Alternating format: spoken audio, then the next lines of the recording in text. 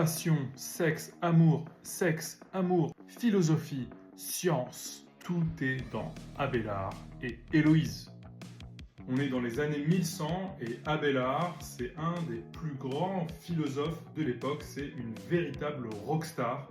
Il est un des pères fondateurs d'un grand mouvement philosophique qui s'appelle la scolastique, qui essaie de lier foi et raison. Il est notamment responsable de l'idée dans la justice que l'intentionnalité du crime doit être prise en compte pour le jugement.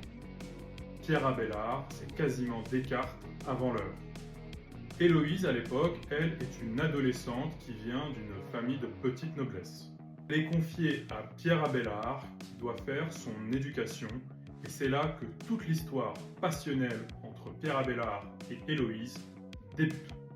Alors évidemment, avec nos yeux d'aujourd'hui, on doit se poser la question d'une probable emprise d'un professeur envers une jeune élève, mais l'histoire qui va se poursuivre va être d'autant plus complexe, voire tragique, entre les deux.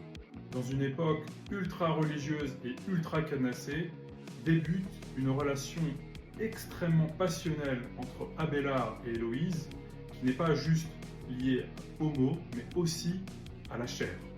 C'est presque 50 nuances de gris avant l'heure. Évidemment, Abélard et Héloïse vont être découverts et sa famille va porter plainte contre Abélard et le jugement pour Pierre Abélard sera terrible. Il va se faire castrer sur la place publique. Aïe!